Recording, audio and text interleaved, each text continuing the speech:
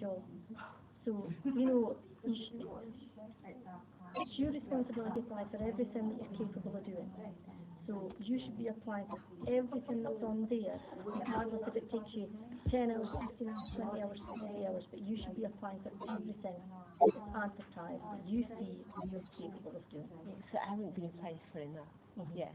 Well, I'm not saying you haven't been applying for enough because your job search has always been acceptable. Yeah.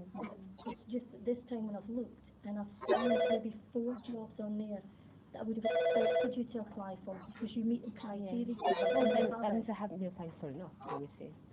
No, because well, yeah, but I should apply for 4 more. So there are 4 there that I would have said, maybe when I went on last week, everything that you'd applied for was there. Yeah. And there wasn't anything that you'd missed. Yeah.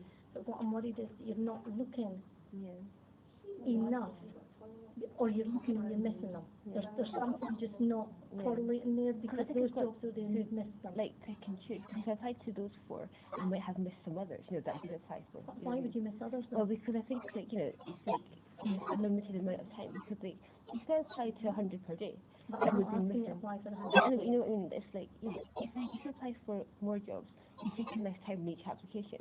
No, so what I'm asking you to do is spend the specific amount of time that you would need to get the application right. Yeah. Based on your job search for the last fortnight, there was nothing that indicated you could not have applied for those jobs over the last 2 weeks. So I didn't apply for enough over the last 2 weeks. That's what I would. I'm not necessarily, because if you hadn't applied for enough, you wouldn't get your benefit. So I did apply. Oh yeah, of course, that's true.